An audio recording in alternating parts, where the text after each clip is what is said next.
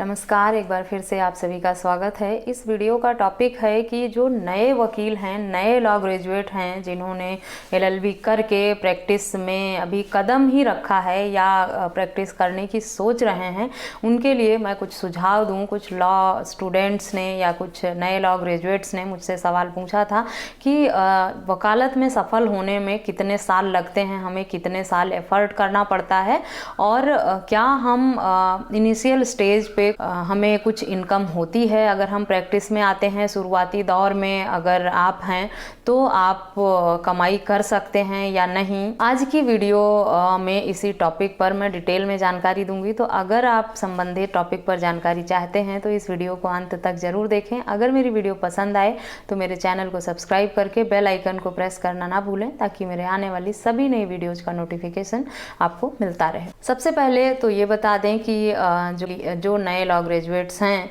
वो अगर ये सोच रहे हैं कि वो प्रैक्टिस में आने के साथ ही अच्छा अर्न करने लगेंगे, अच्छी कमाई करने लगेंगे, तो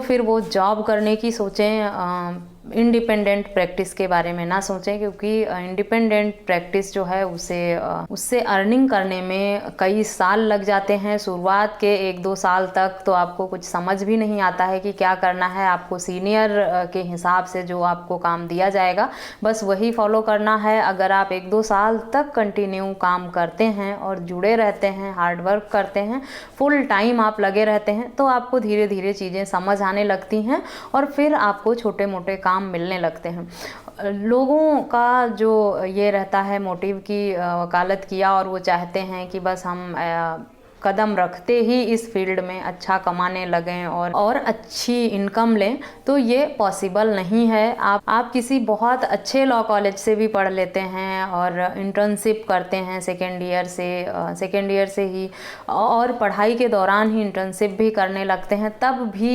ये पॉसिबल नहीं है।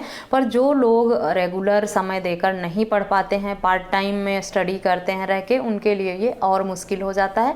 लेकिन ये मान के चल सकते हैं आप कि 5 साल आप लगा लीजिए कि कम से कम 5 साल आपको बहुत मेहनत करनी है, बहुत हार्ड वर्क करना है और कुछ भी उससे अर्न करने की ना सोचें।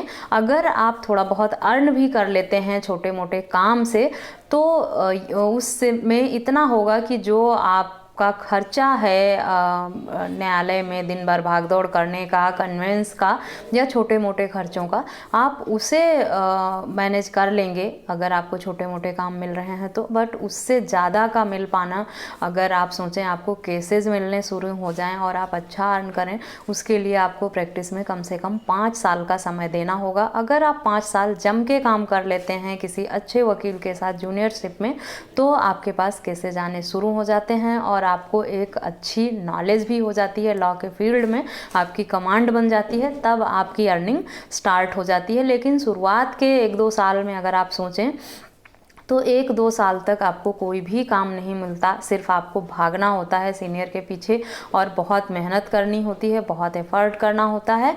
और लेकिन अगर आप ऐसा कर ले जाते हैं, निराश नहीं होते हैं, हिम्मत नहीं हारते हैं, तब आपको एक अच्छे और सफल वकील बनने से कोई नहीं रोक सकता है। वकालत की फील्ड में, वकालत का पेशा जो है वो बहुत पेशेंस का है। इसमें 10 लोग आपके पास आएंगे, पूछेंगे, सलाह लेंगे, ज़रूरी नहीं है केसेस आपको मिले ही।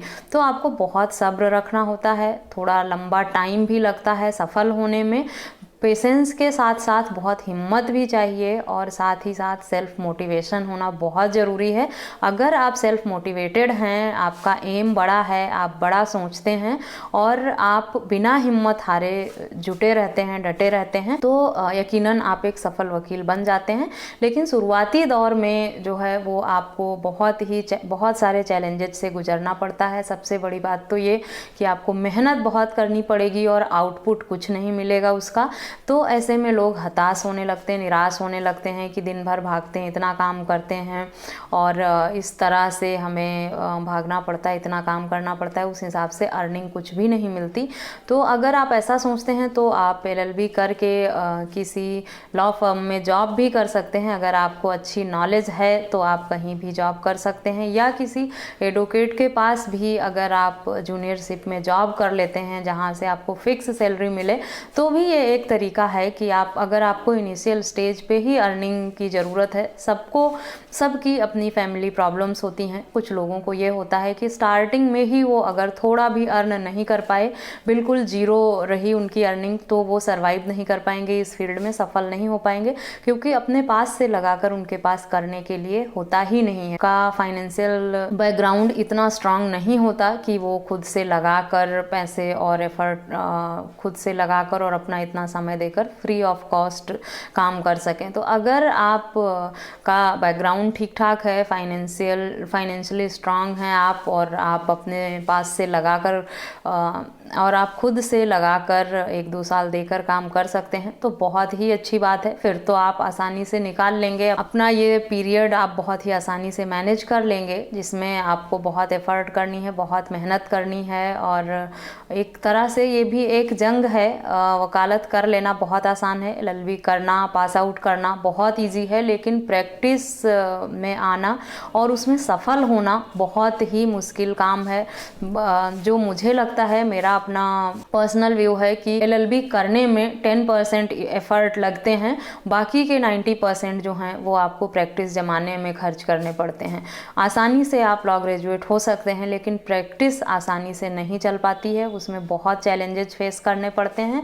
और ज़्यादातर लोग नेगेटिव इसलिए हो जाते हैं क्योंकि शुरुआती टाइम में उन्हें अर्निंग नहीं मिल पाती है। तो अगर आप एक सफल वकील बनना चाहते हैं, आपका एम है, आपका ड्रीम है, आप का ये सपना है कि आपको एक सफल वकील बनना है, तो आप 5 साल अपने वकालत को दें। 5 साल तक आप जम के काम करें, बिना ये सोचे कि आपको आउटपुट क्या मिल रहा है, आपने क्या कमाया और क्या खोया, आपने कितना समय दिया, या इस दौरान इन 5 सालों में आपने जो कुछ भी किया वो उस एफर्ट का कोई आपको रिवार्ड नहीं मिला।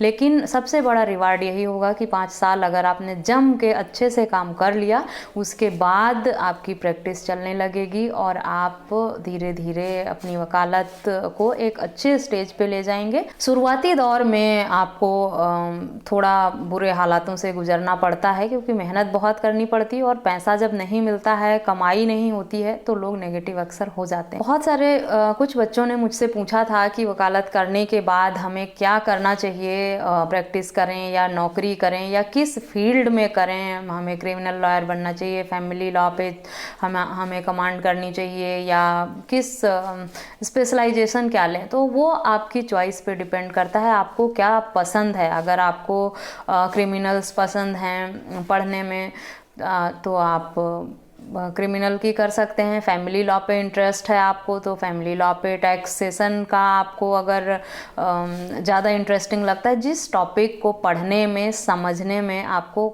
मज़ा आए, इन्जॉय करें आप और बहुत अच्छे से समझ लें, आपको लगे कि हाँ ये मैं बहुत ईजिली कर सकता हूँ, उस फील्ड में आप अपनी प्रैक्टिस डेवलप करें।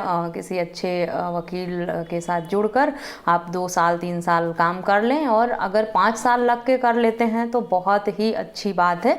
लेकिन 2 साल तक अगर आप फुल टाइम लगते हैं तो 2 साल में आपको चीज़ें समझ में आने लगती हैं और धीरे धीरे छोटे मोटे काम भी आपको मिलने लग जाते हैं। शुरुआती दौर में आप अगर ये सोचें सीधे आपको केसेस मिलने शुरू हो जाएंगे, आपको पहले भरोसा बनाना पड़ता है लोगों पर, आपको करके दिखाना पड़ता है कि हाँ आपको नॉलेज है, आपको समझ है, आप कुछ कर सकते हैं। इन सब चैलेंज को फेस करके अगर आप आगे निकलते हैं, छोटे मोटे काम लोगों के करके दिखाते हैं, तब लोगों का भरोसा आप पे बन जाता है और फिर आपको धीरे धीरे बड़े काम भी मिलने लगते हैं, यानी केसेस मिलने लगते हैं। लेकिन एक ऑप्शन और भी बचता है कि प्रैक्टिस के साथ साथ आप पार्ट टाइम में काम भी कर सकते हैं। अगर आप आपका सपना है, ड्रीम है कि आप लॉ की प्रैक्टिस में ही आएंगे और प्रैक्टिस करके ही आप एक सफल वकील बनना चाहते हैं, अपने आप को एक सफल वकील के रूप में ही देखना चाहते हैं, और फाइनेंशियल बैकग्राउंड आपका स्ट्रांग नहीं है, तो आप पार्ट टाइम कहीं काम करके, कहीं जॉब करके या किसी कोचिंग इंस्टीट्यूट में लॉ को पढ़ाकर भी आप पार्ट टाइम अर्न कर सकते हैं, साथ ही साथ आप प्रैक्टिस भी कर सकते हैं। वो डिपेंड करता है कि आपकी विल पावर कितनी है और आपने आपके अंदर जो संकल्प है वो कैसा लिया है। आपने ठान लिया है कि कुछ भी हो जाए मुझे जीतना ही है, प्रैक्टिस में ही आना है और कुछ नहीं करना है। अगर ये वाला आपके अंदर दृढ़ संकल्प बन गया है कि आपको बस प्रैक्टिस ही करनी है, तो ये छोटी मोटी जो प्रॉब्लम्स बीच में आएंगी, जो आपको नेगेटिव करेंगी, आप उनको क्रॉस करके आगे बढ़ेंगे और आप जीत कर दिखाएंगे। 5 साल आपको बस वकालत को समय देना पड़ेगा। 5 साल में आप इंडिपेंडेंट प्रैक्टिस करने के लायक काफ़ी हद तक बन जाएंगे। बाकी तो वकालत में आपको होल लाइफ एंड तक सीखना ही है। हर रोज़ कुछ नए नए जजमेंट आते हैं, अमेंडमेंट आता है, या एक बार जो केस आप कर लेते हैं वो आपको समझ में आ जाता है, वो केस अगर दोबारा मिलेगा तो आप इंडिपेंडेंटली भी कर सकते हैं।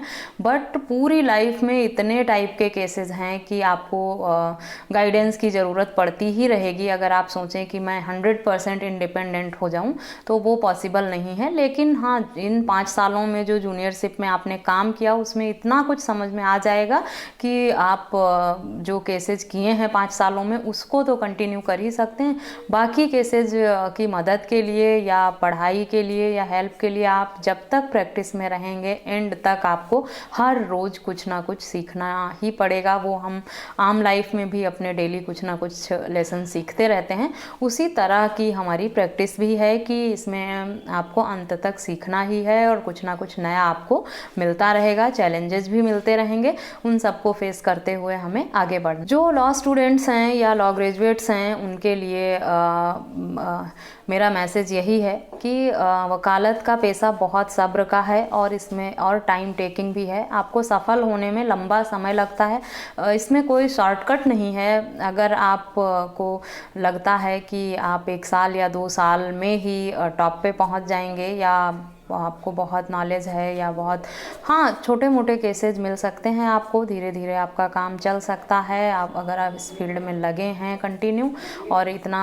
जो भी इस वीडियो में बताया, इतना समय दिया है आपने, इस तरह से आप लगे हुए हैं, हिम्मत नहीं हार रहे हैं, तो आपको सफल होने से कोई नहीं रोक सकता है। पर शुरुआती स्टेज में पैसे बिल्कुल भी नहीं मिलते हैं, आपको फ्री ऑफ कॉस्ट ही भागना होता है और 100 में 200% एफर्ट आपको देना पड़ता है, वो भी फ्री में, बिना किसी रिवार्ड के। आपको मिलता कुछ नहीं है, फ्री ऑफ कॉस्ट आपको भागना रहता है बस। तो आप शुरुआत के जो 2 साल हैं उसमें ये सोच लीजिए कि आप अभी भी लॉ स्टूडेंट ही हैं, अभी भी कॉलेज जा रहे हैं, अभी भी सीख रहे हैं, अभी भी पढ़ ही रहे हैं और जिस सीनियर के पास हैं वो आपके जो हैं कॉलेज, वो आपके टीचर हैं और वो आपको पढ़ा रहे हैं और सिखा रहे हैं। अगर आप ऐसा सोच के लगते हैं तो आप बहुत ही आसानी से अपना जो ये हार्ड पीरियड है उसको निकाल लेते हैं और सफल हो जाते हैं। आशा करती हूँ इस वीडियो में दी गई जानकारी आप लोगों के लिए यूजफुल हो। इस वीडियो में बस इतना ही। किसी अन्य टॉपिक पर अगर आप जानकारी चाहते हैं तो मुझे ईमेल, व्हाट्सएप या कमेंट करके पूछ सकते हैं। मिलते हैं नेक्स्ट वीडियो में, तब तक के लिए थैंक यू एंड बाय।